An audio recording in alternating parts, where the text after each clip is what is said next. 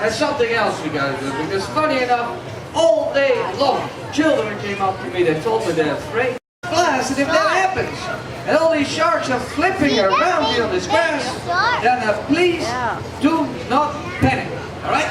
No, don't panic, just help me out, okay? Just pick them up, hold them tight, because they wiggle like crazy, and carry them as fast as you can to that little creek over there in the back here.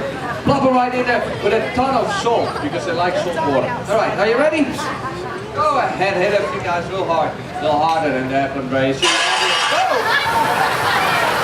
And maybe that's why they call them sharks. They're pretty lazy sharks. Most of the time you see them sleeping or resting on the ocean floor. Not all sharks have to swim in order to breathe. Actually, all bottom dwellers can just lay down stationary, pump water over the gills. That's how they get their oxygen. They're pretty docile sharks, but you still gotta watch out for them though, because they do have a very powerful bite. They got like over 2,000 pounds of pressure on the jaws. Yeah. But there is some good news if you get bit by a nurse shark. The good news is they do have very small teeth. That's the good news.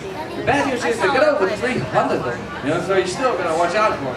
They also have a very keen sense of smell. They can smell like one drop of blood almost a mile away. Their eyesight is pretty good too, and they have these nasal barbels in front of their mouth. They use them to find food on the ocean floor when the water is very murky. So they're very well equipped sharks. Right, one last thing before I jump in here. A lot of people ask me if you can train a shark, or if they recognize me.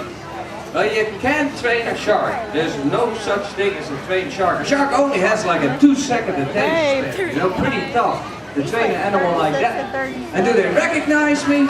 No, they do not. It makes absolutely no difference if I jump in this tank or any one of you jump in there, because to them, we all taste like chicken. Right? And I'm the big chicken here, so I'm going to go in there, and I brought somebody else with me. He's going to explain. So at the Meadowlands in New Jersey for the state fair down there, this big shark here snuck up on Philip while he was doing his routine. He didn't see her coming. She came right up to the side of his head, bumped his head, and then slammed her jaws shut. Fortunately, she didn't bite into anything, but it scared the heck out of him. Let me tell you, he was out of that tank pretty quick. That show was kind of short. But, you know, I'm telling you all this, folks, because this just goes to illustrate that these are wild animals. And, you know, we never really know what they're going to do. So, let's see what's going to happen today. Philip, you ready? Okay, not a good place to be putting your hand there. That guy will never learn, I'll tell you. Okay, well, you can see these sharks are pretty active right now. And that's because they actually heard Philip on top of this tank. And when they hear somebody up there, they start thinking that food's coming down through that opening. Well, it doesn't make much difference because they're going to all be disappointed here in a moment anyway. Or maybe not. We'll have to wait and see. Now, once Philip is inside this tank, you'll see these sharks will most likely swim away from it. And it's the same thing that would happen to you if you encountered these animals in their natural habitat. So the best thing to do is either just stay calm and you should be okay. All right. Now Philip has the biggest moment coming into this tank. A little iffy there with that shark coming right into the center. You've got to be careful. Looks like he's got an opening and he took it. Very good. And he cleared everybody. I mean, the last thing Philip wants to do is jump on top of one of these sharks, you know. It wouldn't take much for one of these guys to recoil defensively if they thought they were being attacked or abused. All right, now here's this shark that Philip's got his hands on. We call her Loretta. And Loretta is the large female nurse shark in our tank here. And let me tell you, she's the big dog in here. She's one shark. You really don't want to keep your hands or feet directly in front of her face, because if she did, she wouldn't be very pleasant.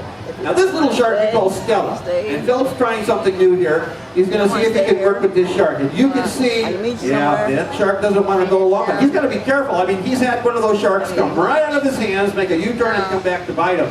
I've seen this happen, and so he's got to be careful.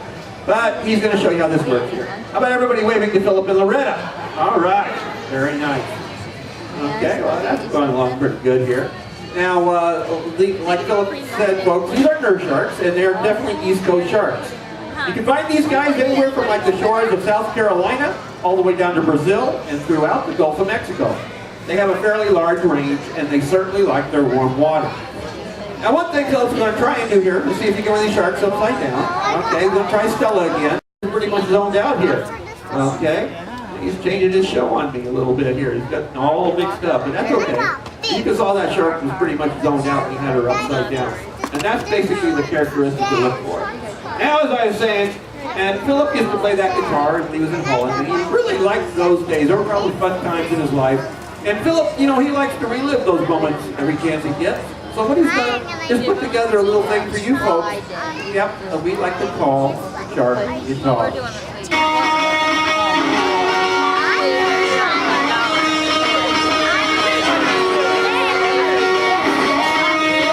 Looks like that shark's going to let us get away with that today. Now, let me tell you about Philip's passion. I mean, this guy, he actually thinks he's a really good dancer. He'd like to see himself get on one of those reality dance shows, like So You Think You Can Dance or Dancing with the Stars. Well, personally, I don't think he's got a prayer. But what the heck? I think you folks have to make up your own mind for yourself. So here it is, Dancing with the Shark.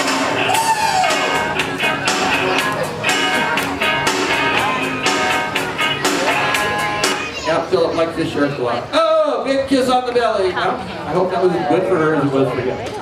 Now, the thing about the nurse sharks, a lot of people don't know, is that they have a characteristic, something like a pit bull dog. Oh, he's going to still play with this shark. He's going to keep trying. This is not what he usually does.